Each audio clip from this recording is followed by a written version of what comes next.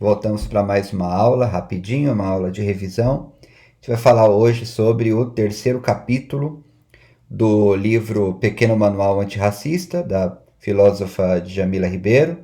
E a gente vai falar hoje sobre os privilégios. A gente vai falar sobre privilégios hoje. A gente vai discutir o tema do lugar de fala, que eu cheguei a citar para vocês, a partir da visão da autora nesse terceiro capítulo, que tem como título Reconheça os privilégios da branquitude. É um tema bastante polêmico, né? Principalmente por parte daqueles que dizem que não só vidas negras importam, mas vidas de todos importam, né? Então as pessoas que falam a favor de uma suposta igualdade, mas que falam também em meritocracia, mas que ignoram que existe uma grande desigualdade discriminatória na nossa sociedade, não só na sociedade norte-americana, mas principalmente na nossa sociedade brasileira, a partir daquela ideia do racismo estrutural que a gente começou a ver. Bom, então vamos reconhecer esses privilégios e discuti-los. Em primeiro lugar, ela vai falar do conceito de lugar de fala, de que todos nós possuímos um lugar de fala. O que significa esse conceito? Todos nós falamos, temos ideias, nós temos formas de agir e formas de pensar a partir de um contexto social. E esse contexto social aqui é chamado de lugar de fala. Todos se posicionam e veem o mundo a partir de um contexto social. As pessoas brancas não costumam pensar sobre isso, sobre qual é o lugar delas na sociedade, porque justamente elas são vistas como uma forma de padrão. O branco é visto como a normalidade, a branquitude é vista como normalidade. Então, muito se fala sobre a negritude, mas não se fala sobre a branquitude, justamente porque o branco é visto como normal, como a gente viu estudando ali o segundo capítulo, o capítulo anterior do livro, certo? Ninguém questiona a falta de pessoas negras em posições de liderança, de riqueza, de gerência, autores negros, professores universitários negros, médicos, advogados e pessoas de um grau mais elevado.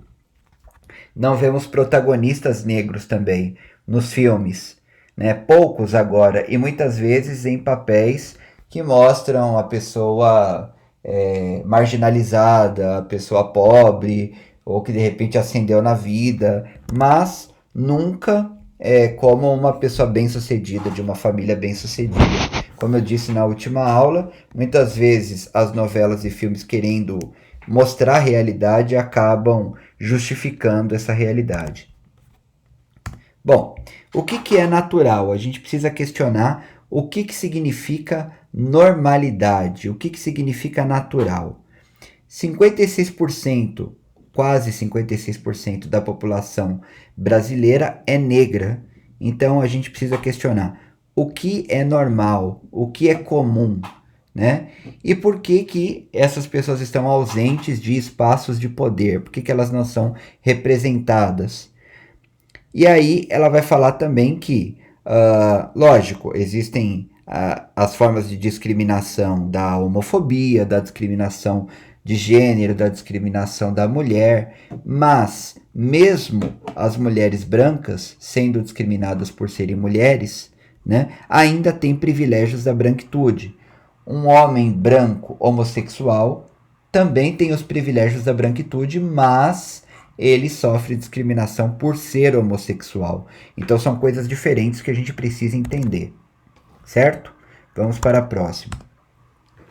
Então é a importância do contexto, do que ela chama de locus social. As pessoas partem de um lugar, elas estão situadas, e é a partir daí que elas vão entender o mundo, como se diz também ali na filosofia existencialista. A autora Grada Quilomba diz que os negros, né, a população africana, ela foi categorizada como população negra a partir da escravidão, a partir do tráfico de escravos. Por quê? Porque até então né, no continente africano, existia uma infinidade, e existe ainda uma infinidade de diferentes etnias e povos e culturas, mas tudo isso passou a ser homogeneizado como o povo negro, ou o negro, a etnia negra. Isso é uma forma de reducionismo também, certo? E aí, na próxima aula, então, essa aula é mais rapidinha, a gente vai para o capítulo 4. A gente vai falar sobre o racismo que existe em cada um de nós. Como a gente tem discutido, todos nós somos racistas e precisamos combater esse racismo internalizado. Pessoal, não se esqueça de prestar atenção aos nossos horários. Terça-feira, meio-dia e 15, ou na quinta-feira, 10h45. Entre nas aulas no Google Meet, participe, porque vale ponto, vale nota. E lá está o conteúdo completo com as discussões. Enquanto que aqui você não ganha ponto, você tem acesso ao conteúdo, é uma aula de revisão, mas você não participa como na aula pelo Google Meet. Então participe, ok? Um abraço para você e até a próxima.